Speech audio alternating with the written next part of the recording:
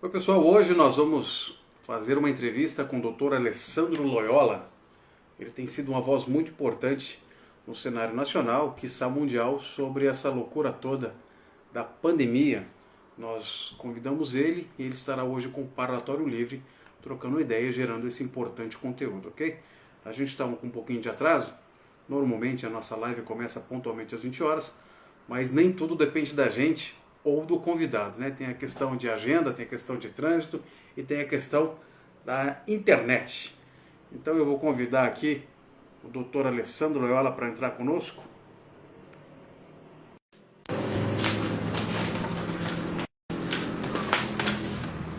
Aguardando a aceitação do Dr. Alessandro Loyola. Boa noite, doutor. Consegui agora? Chega junto, como estás? Foi mal aí, eu estava em outra live saindo e eu me compliquei aqui com o Instagram, não tenho muito hábito de entrar em live aqui, normalmente eu vou pelo StreamYard, né? Perfeito, aí eu tô aqui procurando o botão, falei, como é que eu entro nisso, cara? Ah, que bom que deu certo. Seja muito bem-vindo. O Parlatório Livre e a rádio Vida Melhor FM tem a alegria de receber o Dr. Alessandro Lemos Passos Loyola, médico formado pela Escola de Medicina da Santa Casa de Misericórdia do Espírito Santo, na cidade de Vitória. Seja muito bem-vindo, é uma satisfação, uma alegria recebê-lo. Valeu, que agradeço estar com vocês aqui. Vamos lá, vamos descascar esse pepino aí. Ou abacaxi, ou o que for. A gente faz uma salada ou faz um suco. Doutor, para começar, quero te perguntar, a burrice e a covardia, ela tem limite? Para mim, não. Acho que não tem, não. Talvez elas sejam finitas porque nós somos animais finitos, né? Mas dentro da existência de um ser humano, eu acho que não. Eu acho que as duas tendem ao infinito. Dá para uma pessoa ser infinitamente covarde e infinitamente burra. E aproveitando dessa máxima, os nossos políticos têm utilizado essa realidade para se arvorar contra o cidadão médio? Ah, tem, né? Com certeza. Mas é só aqui não, viu? Isso acontece na Itália, está acontecendo na França, está acontecendo na Inglaterra, no Peru, na Argentina. Então, nesse caso, você particularizar medidas autoritárias ou condutas estúpidas como sendo alguma coisa exclusiva de uma prefeitura ou um governo estadual no Brasil, é você perder o big picture. É você não estar com a visão geopolítica. Isso é no mundo inteiro. É global, no mundo inteiro. É global. O que a gente experimenta na nossa rua, no nosso prédio, no nosso condomínio, é simplesmente um sintoma familiar, pessoal, de um transtorno que está varrendo o mundo inteiro. Baseado nessa tua fala,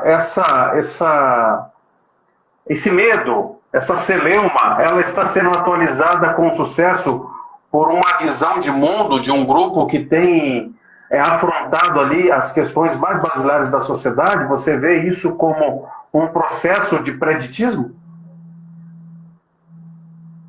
É bem complicado para algumas pessoas aceitarem que existe algo como uma nova ordem mundial. Quando você fala sobre nome, a impressão que eu tenho é que algumas pessoas já começam a se levantar da mesa como se você estivesse falando que a Terra é plana. Mas não, né? Existe sim um grande grupo de financistas no mundo que sempre trabalha no sentido de preservar suas próprias fortunas ou aumentá-las. A quantidade de pessoas que faturou bilhões de dólares ao longo dessa crise pandêmica que a gente passou, torna inevitável você constatar que sim, há um grupo de pessoas que tem poder, dinheiro e influência suficiente para causar uma coisa desse jeito no mundo. E eles tentaram várias vezes, a única diferença é que dessa vez agora eles obtiveram um grande sucesso. Outras vezes eles também obtiveram sucesso, mas não no tamanho monumental que aconteceu agora. Então, para você ter ideia, nos Estados Unidos, durante o período da pandemia, os bilionários americanos aumentaram a fortuna deles em 565 bilhões de dólares. Os bilionários chineses ficaram 41% mais ricos só por causa da pandemia. Se você acha que os caras aproveitaram a situação, você não está vendo o quadro inteiro, novamente. Por que eu vou esperar uma situação para me aproveitar dela se eu posso produzir essa situação? Quer dizer, é um processo muito mais amplo do que simplesmente uma gripe, um vírus. É um processo muito bem engendrado para atacar várias frentes e assim aqueles, como o doutor já citou, se locupretarem dessa situação e também impor novas sanções, reorganizar a sociedade, é mais ou menos por aí? Mais ou menos por aí. Mas nunca no sentido de tornar a sociedade melhor, não. O objetivo não é esse. E o objetivo também não é poder, exatamente. O objetivo é manter a minha fortuna intocada e, se for o caso, ampliá-la um pouco. Se eu precisar derrubar governos, fazer governos, trocar sistemas de poder, tudo bem, mas o objetivo nunca foi o poder como um fim em si, mas o poder como uma ferramenta para que eu mantenha aquele status. A gente conhece aquela máxima de olha o lobo, né? Será que eles querem que a gente acredite que o lobo não existe? Porque me parece, me corrija se eu estiver errado, que eles querem desacreditar. O doutor foi feliz quando disse que quando a gente começa a falar sobre essa teoria de conspiração, sobre nova ordem mundial, parece que eles precisam infantilizar essa visão e desacreditar quem fala disso, para eles poderem avançar aí nessa agenda que me parece, pelo que eu tenho visto, bastante nefasta. É mais ou menos por aí? O povo tem mania de falar que quem lacra não lucra. Lucra. Mentira. Mentira. Lucra. Lucra. Os bilionários brasileiros lacrando faturaram mais de 30 bilhões com a pandemia. Só a Natura, com a campanha de lacração dos pais, faturou mais de 1,5 bilhão, 1 bilhão e 500 milhões de reais. Então, sim, essa agenda progressista, que utiliza pessoas de mentalidade um pouco mais fraca como massa de manobra, ela não está aí para poder produzir um mundo melhor para essas pessoas, mas simplesmente para poder produzir, para manter essa oligarquia no poder e garantir que essa oligarquia continue oferindo os lucros que eles estão acostumados, preservando a riqueza deles. Me mostra um país onde o socialismo e o comunismo... Socialismo não existe, nunca foi instalado o comunismo, né? Comunismo nunca foi instalado. Socialismo, sim. Me mostra um país socialista que instalou um regime marxista, leninista, maoísta, que melhorou a qualidade do povo.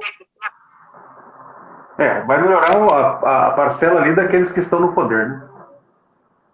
E aí você vê países que são direita, conservadora, capitalistas, que têm regimes realmente democráticos, não como o Brasil.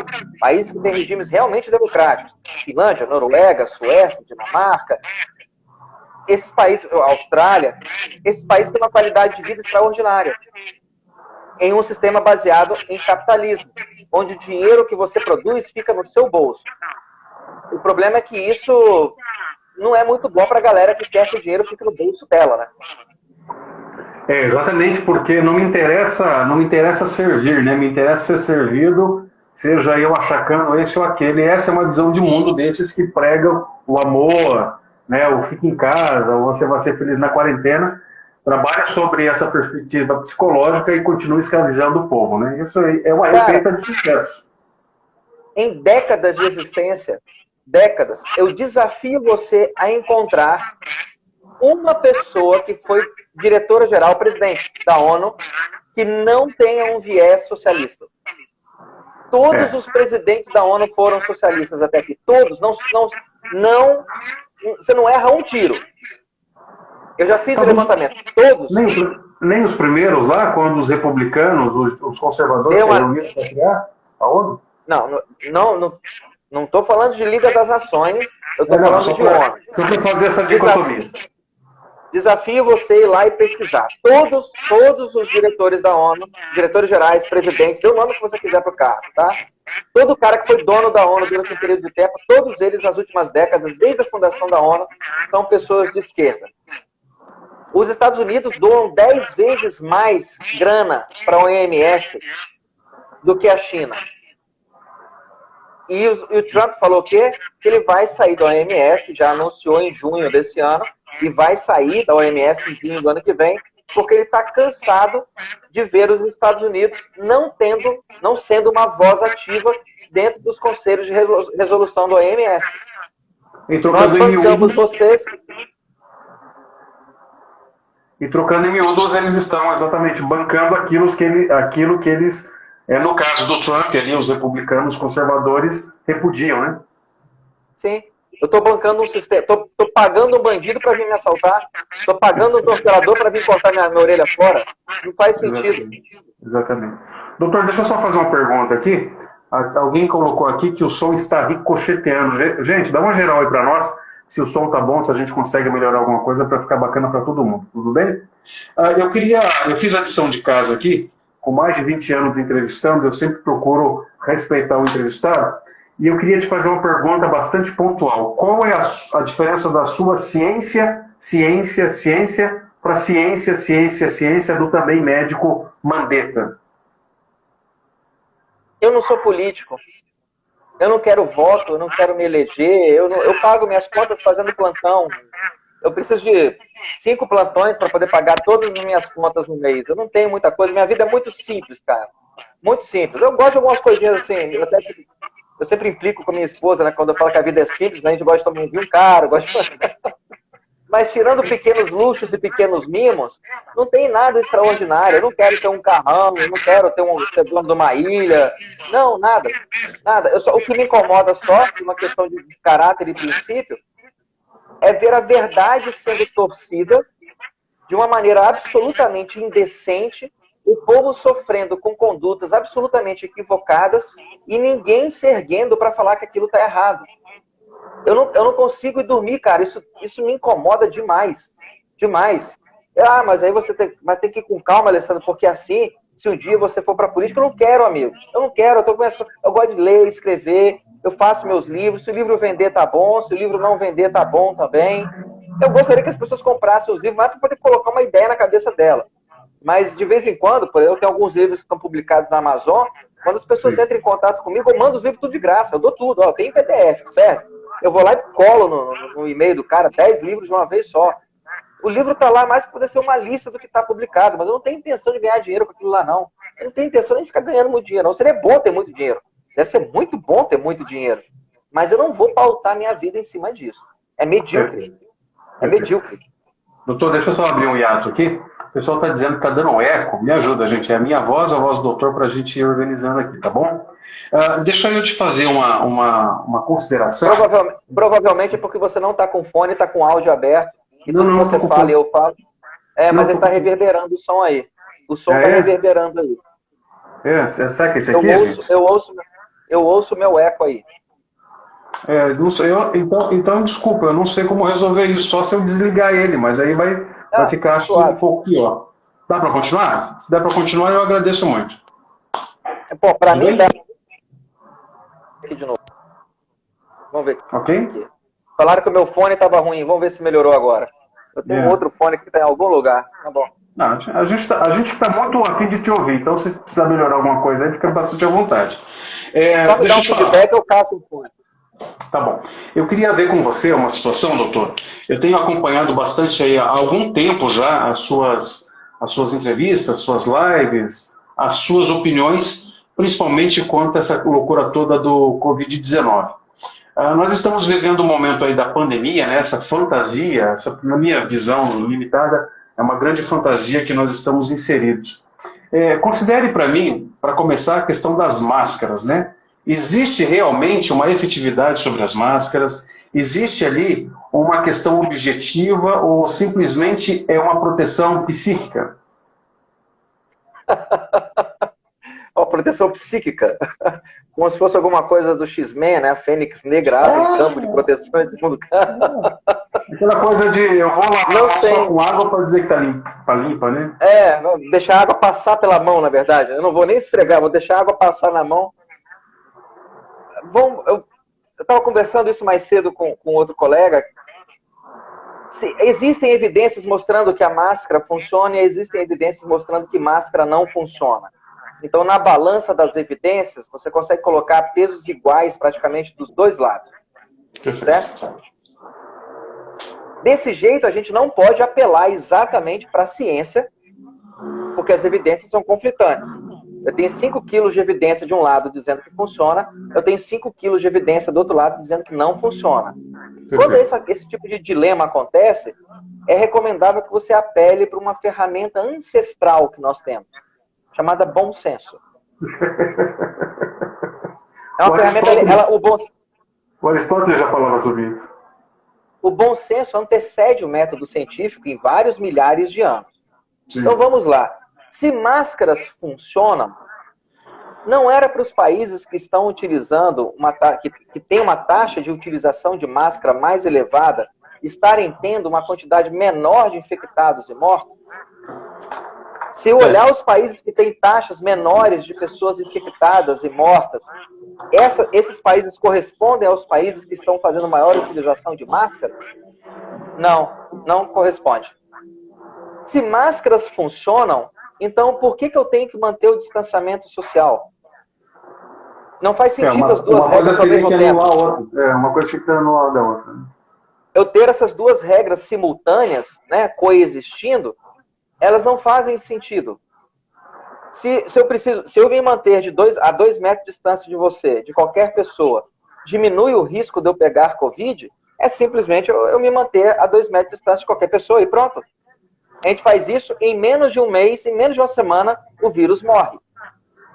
Mas não aconteceu isso com o distanciamento social. Não aconteceu isso com o lockdown. Não aconteceu isso com a máscara.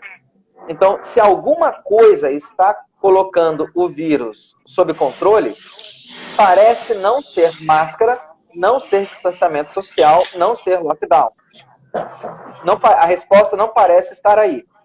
Aonde que a resposta está? Por que o vírus está diminuindo a incidência dele e por que tem menos pessoas ficando doentes e as taxas de mortalidade na maioria dos países do mundo está diminuindo? Por que isso está acontecendo agora? Foi por alguma coisa que a gente fez? Não. Porque esse é o ciclo do vírus. Eu ia falar cíclico, né? Ué.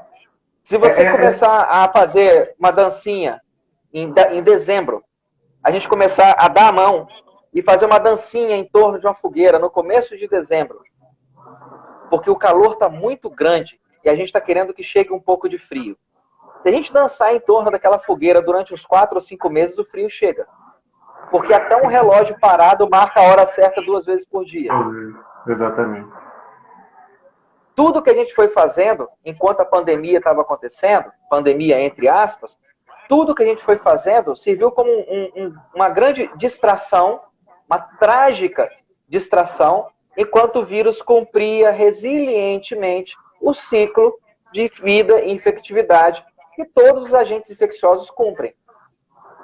Né? Eles surgem, infectam muitas pessoas, matam as pessoas mais vulneráveis. Nós dois somos leões e a gente viu um grupo de gazela na nossa frente. Qual gazela que a gente vai mirar para caçar? O macho líder do bando, mais forte? É ela que vai perder. Os mais novos, os mais fracos, o imunodeficiente, o manco, o cego. Essas gazelas vão morrer primeiro. Né? De repente a gazela lá mais nova, que salta 4 metros de altura, falou, bicho, pra gente pegar esse... Nós vamos tomar uns coices, hein? Vamos pegar aquela mais velhinha lá, ó, que está se arrastando. Então, quando um predador novo chega num determinado ecossistema, sim, ele vai se espalhar muito rapidamente, porque não havia nenhuma defesa contra ele ali até então. Ele vai custar a vida das pessoas mais frágeis naquele rebanho, mais de 70%. Mais de 70%. O último dado que eu peguei era 73,5% das pessoas que faleceram por causa do Covid, ou que foram colocados na conta do Covid, tinham mais de 65 anos de idade e 2 ou mais comorbidades. Ou seja, o vírus está cumprindo o roteiro de qualquer predador que chega no ecossistema. Ele está caçando os mais frágeis do rebanho. E nada do que a gente fez pareceu ter qualquer efeito em cima desse circuito. Teve lockdown, teve distanciamento social, teve máscara, teve multa para quem ia na praia, teve gente presa em praça, teve shopping fechado, crianças sem poder ir na escola, pessoas sem poder ir rezar a missa lá na igreja, frequentar a comunidade religiosa que ela aprecia. E nada disso, em momento nenhum, fez desacelerar a marcha do vírus. Por acaso, depois que ele atingiu uma determinada quantidade de pessoas na população, a marcha dele foi diminuindo.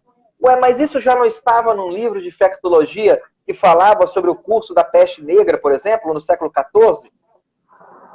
Não tem a ver com máscara. Tinha máscara de N95 no século XIV?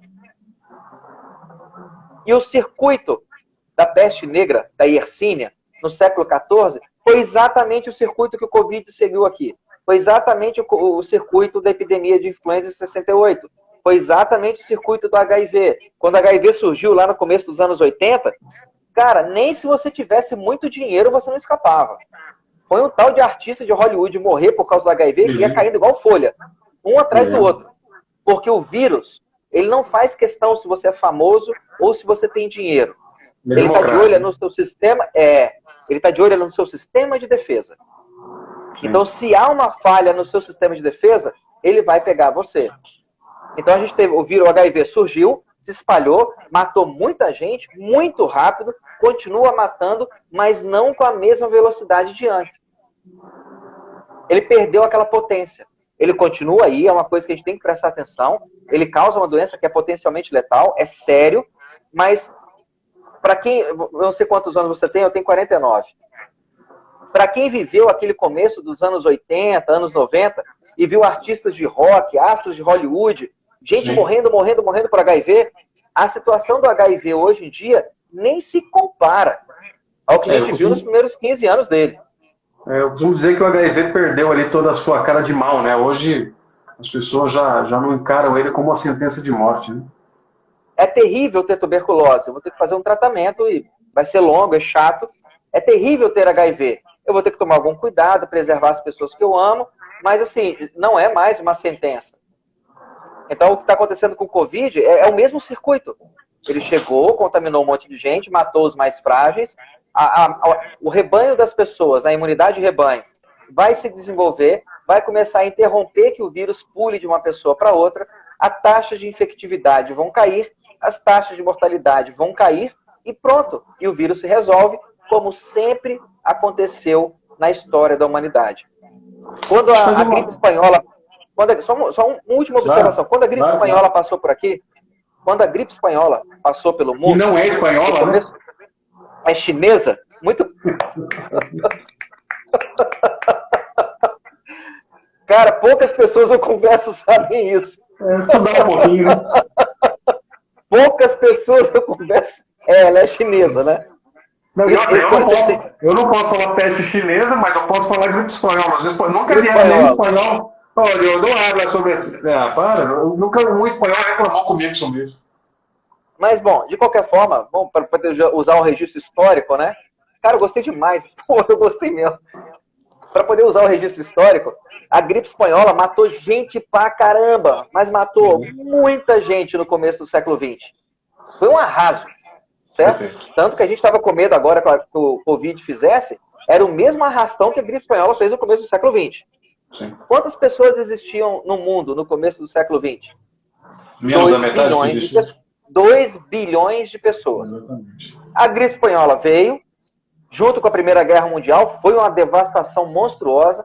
A Segunda Guerra Mundial veio, a epidemia de gripe de Hong Kong veio, a epidemia de HIV veio, e a gente entrou no século XXI com mais ou menos 8 bilhões de pessoas no planeta. Engraçado, né? Todas essas epidemias terríveis não eram para ter exterminado a humanidade? E depois de 100 anos de epidemias e guerras terríveis, a gente tem 4 vezes mais pessoas no planeta? Não está na hora de a gente começar a olhar o registro histórico e parar de ter medo dessas coisas, não? Isso me lembra muito, doutor, a tal do aquecimento global, né? Ou agora a mudança climática. Me lembra, parece que o ser humano tem eu não sei, mas eles elevam a capacidade humana de gerir o mundo de uma forma que a gente subjuga o mundo. E eu costumo dizer que a natureza, ela é inóspita. A natureza, com um bichinho me pica aqui, se eu tiver uma alergia, já era. Então, a nossa capacidade de destruição do mundo, a natureza, ela é muito voraz e a capacidade dela de nos destruir é evidente e é fleumática. Mas, em contrapartida, eu também entendo que o ser humano ele tem essa capacidade de se reinventar e fazer isso que o doutor está falando. Hoje a alimentação é melhor, há mais tecnologia, há uma forma de cuidar melhor da terra e o ser humano prosperar enquanto saúde e também enquanto a quantidade de seres humanos. Mas eu queria, fechando esse prólogo todo aqui, te perguntar, foi uma coisa muito bem engendrada, porque aí você vê a OMS, que para mim nada é a mesma coisa, mas você vê lá o ministro da Saúde falando isso, você vê o ministro da Saúde do Chile, do México, dos Estados Unidos, da Itália, da Alemanha. Esse pessoal estava combinado ou foi muita confusão para trazer esse cenário perfeito aí que nós estamos vivendo? Quantas vezes você já viu Estadão, Folha, Veja, UOL, dando exatamente a mesma manchete? Várias vezes. É copiou, colou. Ctrl-C, Ctrl-V. Não é manchete sobre o mesmo tema. É a mesma linha de manchete. Sim. Gripe espanhola matou 40 milhões de pessoas. Primeira Guerra Mundial matou 9 milhões de pessoas. De repente, Primeira Guerra Mundial matou 9 milhões de pessoas. Essa frase, no mesmo dia, na mesma hora, aparece no UOL, no Estadão, na Veja, na Folha. Não precisa muita coisa para você orquestrar isso. Precisa só de uma coisa para você orquestrar isso. Dinheiro. Viu metal. É só dinheiro. Você tendo dinheiro, amigo, você faz a orquestra que você quiser. E Bill Gates, por exemplo, na virada do ano de 99 para 2000, Bill Gates, através da Bill e Melinda Gates Foundation, doou mais de 700 milhões de dólares para poder fundar uma aliança, uma empresa produtora de vacinas para poder distribuir vacinas pelo mundo inteiro. A Gave Alliance. Amigo, você vai doar 700 milhões de dólares. Você não vai fazer, você é um bilionário. Você não vai doar seu dinheiro. Você não virou bilionário porque você doa seu dinheiro. Você virou bilionário porque você sabe fazer dinheiro. Então, isso que você está travestindo de doação, isso é um investimento. Você não seria bilionário doando dinheiro. Você não está doando, você está investindo. E a Gave Alliance, que foi fundada por uma grana dada pela Bill e Melinda Gates Foundation, uma das sedes da Gave Alliance é aonde? Dá um chute aí. China. Na China. Na China. Só vou assustar se você falar que é Wuhan. Aí derrubou. É na China. Quer dizer, pelo amor de Deus, né? Se você começar a achar que nada disso é programado, que nada disso é planejado, que nada disso é muita coincidência para ser coincidência? Pelo amor de Deus, né, cara? É verdade. Pelo amor de Deus, né? É verdade. Um cara que é bilionário nos Estados Unidos doa 700 milhões de dólares para poder abrir uma empresa de vacina na China e poucos anos depois a China começa a distribuir epidemia atrás de epidemia de vírus pelo mundo. Sim. Tem sempre alguém pensando nisso, né, doutor? E aí você compra o material que você vai usar para poder enfrentar aquela epidemia. Eu vou precisar comprar ventiladores, né, respiradores. Sim. Ok. Você vai comprar esses respiradores da onde? Da China. Você vai precisar comprar luva. Da China. Vai precisar comprar capote. Você vai precisar comprar maquinário, ambulância. E essas peças, a ambulância vem da GM, mas a peça que é feita na ambulância vem da onde? Você precisa comprar monitores cardíacos. A tela de monitor cardíaco é feito por uma empresa brasileira, mas a tela de LCD vem da onde? Perfeito. Aí você acha mesmo que isso é tudo uma grande coincidência, né? Exatamente. Mas assim, a gente, como diz a minha mãe, vamos e convenhamos. Foi um processo muito bem engendrado, né? Medo na população, desinformação. Só mais uma? Vai. Já ouviu falar da Open Society? Já ouvi falar da Open Society. O que é a Open Society? Open Society é do nosso querido amigo metacapitalista, George Soros. Isso. Até aqui, até hoje, quanto de dinheiro que o George Soros já doou para a Open Society? Você tem ideia? Não faço ideia. 32 bilhões de dólares. Esse é o tanto de dinheiro que a Open Society já recebeu. 32 bilhões de dólares foram investidos pelo George Soros na Open Society. Exatamente o que ela faz? Com 32 bilhões de dólares, o que ela faz? Eu sei o que eu faço com 32 reais. Eu compro uma garrafa de vinho. Eu sei o que eu faço com 32 mil reais. De repente eu troco de carro. Eu sei o que eu faço com 320 mil reais. De repente eu compro uma casa. Eu sei o que eu faço com 3 milhões e 200 mil reais. Eu compro uma lancha, um iate. O que você faz com 32 bilhões de reais? Eu mexo na base do mundo. Eu consigo eleger presidente com 32 bilhões de reais? Exatamente.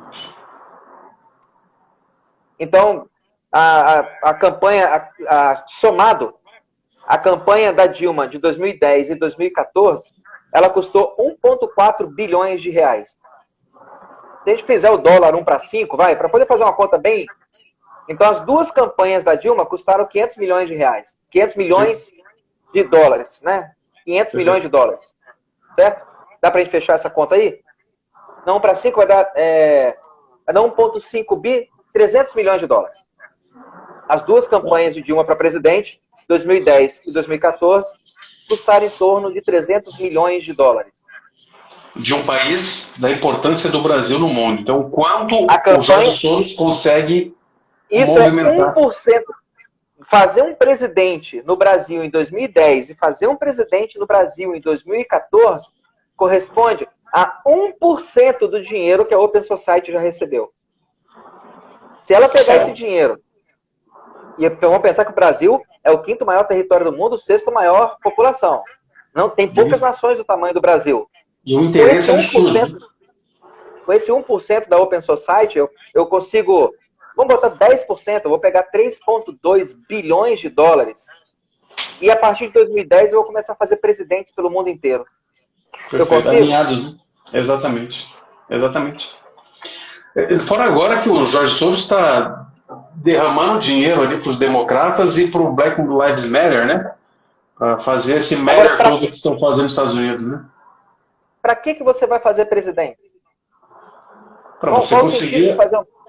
Para você conseguir fazer a sua agenda caminhar, né? Porque na hora que um presidente decretar um lockdown e as pessoas entrarem em desespero e aceitarem que a vacina é a grande salvação, elas não vão ligar nesse presidente comprar milhões de doses de uma vacina que não foi testada ainda. Exatamente. Ninguém vai fazer cara feia para isso. Exatamente. E aí você vai comprar uma vacina que ou faz mal ou é feita de água, a preço de ouro, justificado por um estado de emergência, declarado por um cara que você colocou, você, bilionário, colocou no OMS para que ele declarasse o estado de emergência. Eu fiz presidentes em vários países na Europa para que eles obedecessem esse cara. Investi em fábricas na China para que esses presidentes da Europa agora comprem coisas das minhas fábricas na China. Quanto que vai valorizar a ação da minha empresa na China que agora falou que tem uma vacina pronta? Todo o dinheiro que eu investi, irmão, volta para mim multiplicado por 1000. Exatamente. E aí eu faço esse circuito rodar todo de novo.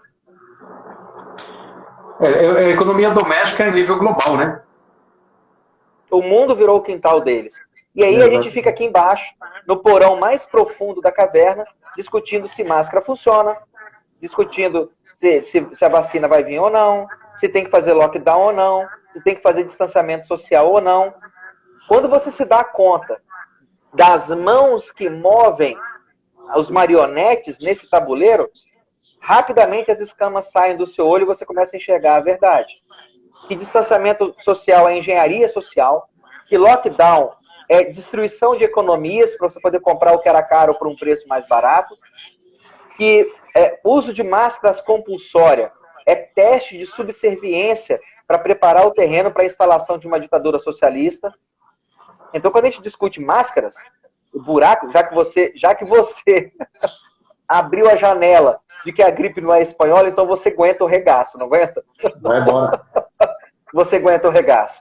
A gente pode levar a conversa para um outro nível. Mas eu queria te fazer uma pergunta. Aliás, eu queria considerar também, fora tudo isso que você elencou, nós temos as questões de crianças, 2, 3, 4, 5, 6, crianças até 10 anos, usando máscara. Às vezes eu estou andando na rua e eu não uso máscara.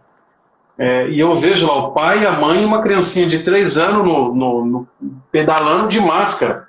Se esses pais soubessem o tamanho do atraso pedagógico e o problema psicológico que estão causando nessa criança para daqui 15, 20 anos, é insano. Esses pais deveriam ser colocados numa camisa de força, na minha visão. Esse é o lance, né? As pessoas se preocupam se máscara faz bem ou mal. Máscara é ruim para a saúde ou é bom? Se você tiver a capacidade de considerar a cicatriz emocional, cognitiva, a cicatriz de resiliência dessa criança, dela vir para casa de repente chorando porque alguém reclamou que ela não estava usando máscara, e ela achar que ela vai encontrar no pai e na mãe um apoio, e o pai e a mãe reforçarem aquilo, mas não estava usando máscara, a criança vai se sentir completamente desamparada, desprotegida. A escola deveria ser um ambiente divertido, ver meus colegas deveria ser divertido, aprender deveria ser divertido, minha família deveria me proteger, mas não, olha o que eles estão fazendo comigo. E a criança, aquilo não adianta, né? Máscara não adianta. Se máscara adiantasse para poder diminuir o risco de doença respiratória, então por que a gente não instituiu o uso de máscara várias décadas atrás para poder extinguir a tuberculose? 1.100.000, 1.200.000, 1.600.000. Em 2017 foram 1.300.000, em 99 foram 1.600.000 mortos, em 2017, 2018, 1.150.000. Ou seja, todos os anos, nos últimos 20 anos, a tuberculose vem matando mais de 1 milhão de pessoas no mundo inteiro. Se nós estamos tão preocupados em reduzir o risco de morte para uma doença respiratória, por que a gente não vem usando máscara desde 99? Porque não há interesse político. Agora... Então, quando você começa a perguntar se máscara funciona, você está perdendo o fio da meada. Quando você começa a perguntar e perguntar seriamente qual é o limite de distanciamento social, inclusive esses dias agora me perguntaram, né? Alessandro, você não acha que a prática de distanciamento social pode aumentar a incidência de Alzheimer? Eu falei, não. Porque quem está fazendo distanciamento social já está sofrendo de Alzheimer. A pessoa já está num processo de demência. Muito bom. Exatamente. A gente tem que manter a distância de 1 metro, 2 metros entre uma pessoa e outra. Certo? Nós vamos no bar, tomar um chopp, a gente senta lá na cadeira, na mesa e tal, e o garçom afasta a outra mesa que vai chegar um casal lá, alguém, um grupo de amigos, porque eles têm que ficar 2 metros de distância da gente. Sim. Ok? Por que não 1,90 m? Por que não 2,10 m? Porque o vírus tem uma noção espacial muito boa. Isso. Porque eles determinaram, por exemplo, que 2 metros de distância é a distância que normalmente quando você está falando, o cuspe que sai da sua boca viaja. Então, 2 metros de distância, o cuspe já não consegue ir tão longe. Ok? Então, uma mesa só de crianças, elas têm a mesma capacidade pulmonar de um adulto? Então a mesa delas poderia ser mais próxima? Uma mesa de anões, eles são adultos, mas eles são anões. O pulmão dele é do tamanho do pulmão da criança. Então, num bar que atende só anões, a mesa pode ficar a 1 metro de distância ao invés de 2. Mulheres têm uma capacidade pulmonar 25% menor do que a capacidade pulmonar de um homem. Então, se uma mesa só de homens tem que ficar a 2 metros de distância, de repente, uma mesa, um bar que só atende mulheres, pode manter as mesas a 1,75 m de distância. Ou seja, os desdobramentos irracionais disso que eles estão chamando de lógica são tão imensos que a única saída que a gente tem é falar que isso não é lógica, isso também é irracional, isso é também uma loucura, e qualquer pessoa que esteja implementando esse tipo de medida deveria ser trancafiado no manicômio jurídico, porque o cara não sabe o que está fazendo. Mas deixa eu te perguntar, você que é uma pessoa que está muito ativa na rede social e está sendo arguído o tempo todo aí por grandes canais. As pessoas não estão dispostas, doutor, a usar o senso crítico. São 3 neurônios, é só ligar a chavinha, mas as pessoas preferem achar que existe um político que, em via de regra, é corrupto, é covarde, que está protegendo ela. Eles ficam terceirizando a sua capacidade de pensar. A gente nunca vai construir um país grande se continuar assim. Mas, sem fazer um raciocínio desesperador de momento, a gente nunca teve uma capacidade de conectividade, uma independência dos canais oficiais ou dos grandes conglomerados de mídia, como a gente tem agora. A Primavera Árabe, o que aconteceu lá na Turquia, o que aconteceu na região do Oriente Médio como um todo, no Egito, isso só foi possível. Infelizmente, inclusive o ataque das Torres Gêmeas nos Estados Unidos, tudo isso só foi possível graças a essa rede de interconectividade que a gente tem hoje em dia. Ela pode ser usada para coisas terríveis, mas ela também pode ser usada para coisas extraordinárias. Perfeito. E a capacidade das pessoas buscarem ativamente a informação e conseguir ter 2 pesos e daí ver qual vai ser a medida que ela vai querer, né? Eu tenho um peso do lado de cá, eu tenho um peso do lado de cá. Eu vou colocar os 2 aqui em cima e vou analisar qual que é o mais sensato. Antigamente ela era bombardeada com um único viés de informação. Agora a gente começa a ter isso. Canais de YouTube, Instagram. 5 anos atrás, quem é que fazia live no Instagram? Não, 5 anos atrás Instagram nem tinha. 10 anos atrás, quem é que tinha canal de assinantes no YouTube? No Brasil? Acho que só o Rafinha Bastos. Só. Entende? Então isso está crescendo. Sim. 15 anos atrás, quem é que tinha um canal no Telegram para poder disseminar informações? Você viu um estudo, você viu uma notícia, você viu uma coisa que dá para linkar com a outra, você viu, de repente, um estudo que desmente o que determinado político está falando. Como que você faria isso para poder disseminar essa informação? 15 anos atrás, você ia jogar no WhatsApp? Você ia jogar no seu grupo do Telegram? Você ia fazer uma live no Instagram? Exatamente. Então essas ferramentas estão surgindo e a capacidade das pessoas adquirirem ideias divergentes que estimulem o raciocínio crítico, isso é uma semente que a gente está plantando agora. Isso é de uns 5 anos para cá. Mas assim, ela também que bom que ela foi apoderada, né? Ela foi tomada por conservadores, né? Porque você percebe também um aumento do engajamento do conservadorismo através dessas ferramentas, porque os progressistas sempre fizeram barulho e os conservadores são muito educados e polidos, sempre ficaram ali nas suas bibliotecas, tomando o seu uísque, fumando o seu cachimbo, sendo muito educados. E essa força aí que o doutor citou deu a capacidade de nós conversarmos com o público, com uma massa que nem sabia que era conservadora ou tinha a mesma linha ideológica. Concorda com isso? Sim, perfeito. Mas tem que lembrar que essas bases e redes sociais, a maioria delas vem de capital progressista. Sim. Ou elas foram nascidas dentro de um capital em uma filosofia progressista e se tornaram propriedade por acionistas majoritários conservadores, mas a nascida dela foi dentro de uma filosofia de capital progressista, né? Tanto o capital intelectual quanto o capital financeiro eram progressistas que bancavam. Algumas nasceram desse jeito e agora têm sido compradas por pessoas de um viés ideológico de direita, e outras nasceram com esse viés e continuam nele. Mas em geral, quando a gente pensa nas redes sociais, só para fazer rapidamente essa consideração, Instagram, Twitter, o próprio Facebook são progressistas, e aí os conservadores sofrem muito, né? Mas enquanto a gente puder utilizar esses canais para essa comunicação, acho que ela tem que ser bastante abusada nesse sentido, né?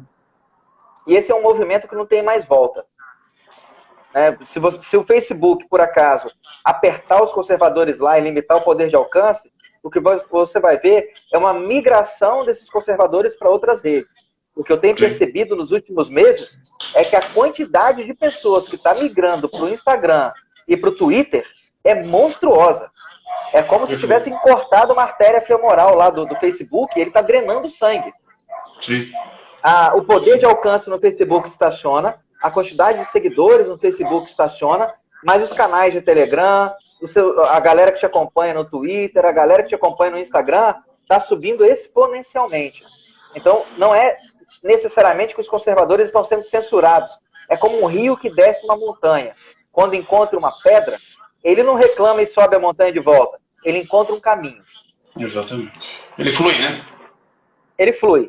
Então, Perfeito. que seja Parler, que seja Gab, que seja Instagram, enfim, a capacidade do conservadorismo, dessas mentes, de ideias divergentes em relação ao mainstream, ao status quo que governou a gente até aqui, essas mentes borbulharam, surgiram, foram percebidas, foram seguidas por outras, e elas vão encontrar um local de pouso. Pode ser um hub, sabe, como se fosse um hub, um aeroporto, um hub? Sim. Você pousa no Instagram, depois você pousa no Twitter, depois você pousa no Gab, e provavelmente o Orkut era a grande rede social. Está sempre em movimento. Sim. Mas vão se encontrar. Mas vão convergir e vão se encontrar. Você falou aí do conservadorismo, né? Lembrei agora do nosso querido amigo Paulo Briguet. Ele pediu para eu te lembrar que ele vai comprar um alvo maior. Ele falou que vai fazer sentido falar disso. Aí é uma piada interna de vocês, mas ele pediu para eu falar disso. Doutor, essa é uma provocação, uma piada. Crianças anões cadeirantes estão protegidos devido à sua altura do Covid-19, né? Isso é fato, né? Pensa só, você está sentado num bar, você pode ficar sem máscara. Mas se você se levantar para poder puxar a cadeira para sua esposa, por exemplo, você tem que colocar máscara. Aí ela sentou, você senta, você tira a máscara. Aí você quer ir no banheiro, tirar a água do joelho, levantou, põe a máscara. A conclusão que eu chego, que não é a máscara, é o fato de você estar sentado ou de pé. Então, se é dentro desse princípio, é simplesmente impossível um cadeirante pegar Covid no bar. Estão protegidos.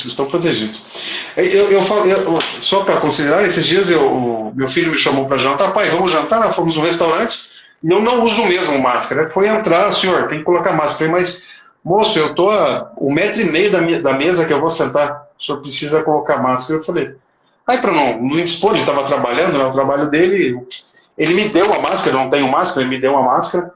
E aí eu entrei no restaurante, mas assim, é surreal ver um nível de insanidade que as pessoas estão. É absurdo. É absurdo. Já acabou? Que belezinha. Gostei. Manda um beijo aí. Um jeito que você tem de escapar disso, e sendo meio cínico e politicamente incorreto, vai entrando pelo bar, fingindo que você não está ouvindo o cara e senta. Quando ele finalmente conseguir chegar em você para poder falar, você já está sentado. Então, tem que colocar máscara, mas sentado tem que colocar máscara. E pronto. Assim, e o que eu tenho visto também, doutor, as pessoas em geral, eu estou vendo as reeleições, né? As pessoas, sob essa perspectiva que o político corrupto, inapto, acéfalo, sem credibilidade alguma, por utilizar dessas coisas de proteção, as pessoas estão reelegendo esses caras porque acham que estão sendo protegidas por ele. E eu, sinceramente, tenho visto como as pessoas não estão criticando o momento. Elas não se permitem questionar. Mas, João, graças a canais como o seu e muitos outros que têm colocado a cara a tapa, né? Não é fácil. A mesma quantidade de elogios que você ganha e de apoio que você ganha 10 vezes mais caminhão de pedra em cima da cabeça. Isso é verdade. Então, pessoas que estão fazendo esse tipo de trabalho, cara, isso tem um valor grande demais. Grande demais. A gente está na pré-história do grande despertar da nação brasileira. Do grande redespertar, né? A gente foi enfiado numa tumba desde a proclamação da República em 89 e a gente está acordando dela agora. E pessoas que fazem esse tipo de trabalho é essencial. A capacidade de levar informações. Eu não quero que as pessoas pensem como eu penso, eu só quero que elas pensem. Exatamente. E de repente o incômodo de ter acesso e contato com esse tipo de opinião que é diversa da delas, força elas a pensar de alguma maneira. Então eu só posso te agradecer a oportunidade, agradecer seu tempo, agradecer o pessoal que acompanhou a gente até aqui e os outros que vão acabar vendo isso, né? Porque o vídeo fica gravado. Exatamente. Eu queria, para a gente finalizar, já agradecendo uma vez mais, eu queria ver contigo a questão das vacinas. Eu vi a tua fala, principalmente no programa com a Lacombe lá, sobre as vacinas. Eu queria que você explanasse aqui rapidamente, porque você foi interrompido lá pela jornalista, e eu queria que você usasse esse momento final aqui para falar sobre a questão dessas vacinas, RNA, DNA, como é que é isso, como a população pode se defender dessa visão doriana de vacinar todo mundo. Existem vários tipos de vacina em desenvolvimento, 140, 170 tipos diferentes 170 vacinas em desenvolvimento, de vários tipos diferentes.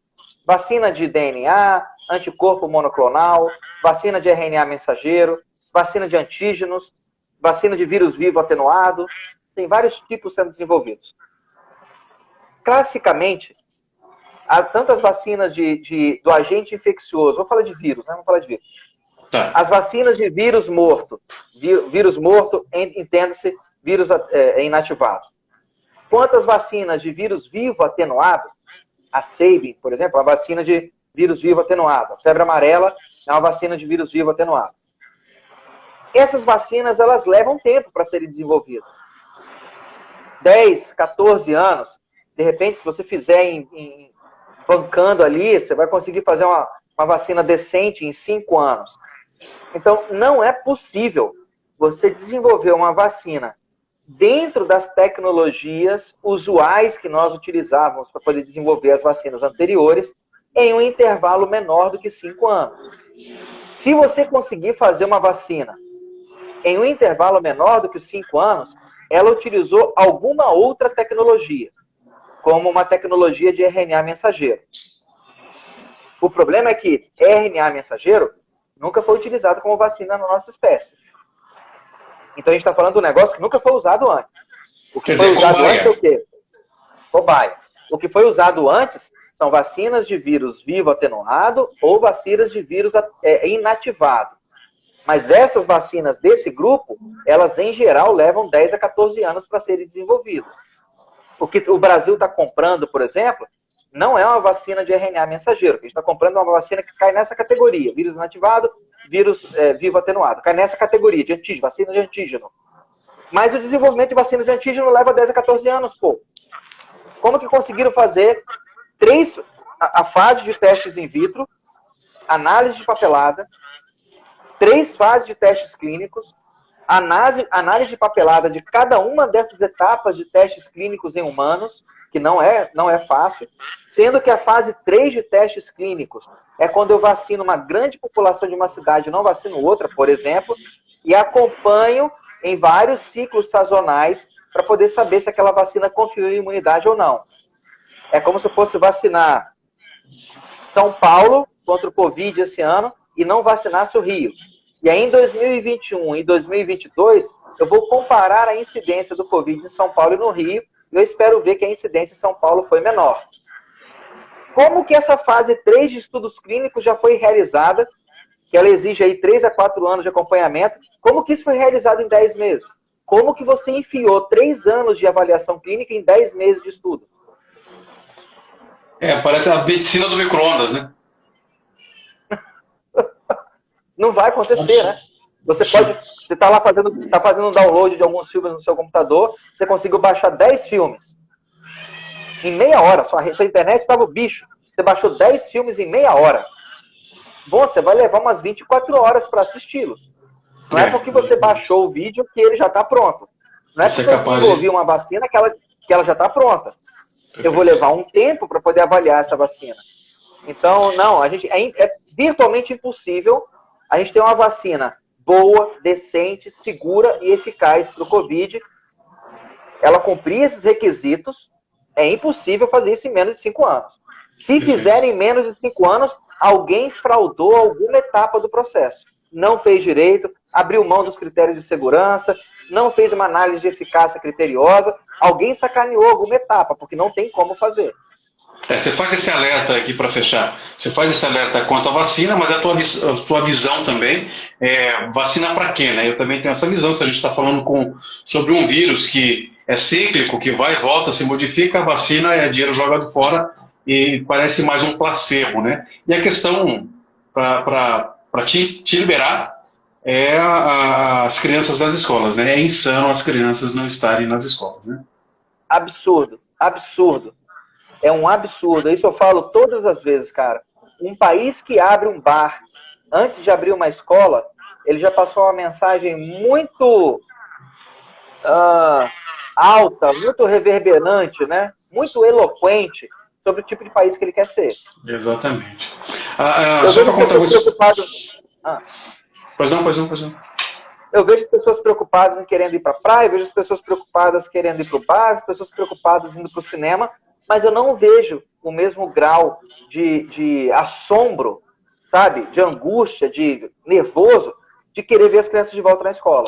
Exatamente, concordo com você. Eu disse no meu condomínio onde eu moro, quando eles fecharam um parquinho, eu disse, quando você fecha um parquinho para que uma criança não brinque, é um sinal claro que a humanidade não deu certo. Ou a gente está num período que alguma coisa vai ter que ser feita, né? Exatamente. E é por isso que eu sempre falo que eu sou a favor do novo normal. Eu sou a favor do novo normal. Que novo normal é esse? Porque o normal antigo, onde a gente tinha um governo de PT drenando os nossos cofres, onde a gente tinha um monte de corrupto não sendo preso, onde a gente tinha escolas que não ensinavam porcaria nenhuma e as crianças saíam de lá mais burras do que entravam, onde a gente tinha milhões de crianças sendo abortadas no mundo inteiro, a gente tinha dezenas de milhares de meninas no Brasil sendo estupradas todo ano. O Brasil tem 55 mil estupros por ano, 53% desses estupros acontecem em meninas com menos de 13 anos. E esses caras são presos e conseguem progressão de pena. Esse era o nosso normal, não era? Exatamente. Eu não quero esse normal. Se isso era o normal dos últimos 20, 30 anos, eu não quero. Eu costumo dizer que isso era comum, isso não era normal, era comum, né? Mas eu entendi a sua provocação. Muito grato pelo seu tempo. Eu realmente estou atrasado pelo compromisso. Obrigado, Alessandro. Paciência aqui na janela. O Parlatório Livre e a Rádio Vida Melhor FM agradece a presença dessa entrevista do doutor médico Alessandro Loyola, uma voz serena nessa loucura chamada pandemia. Um grande abraço, estamos sempre à disposição. Valeu, cara. Um abraço para todo mundo e me chama de novo que a gente volta. Vamos fazer sim. Um grande abraço, gente. Obrigado.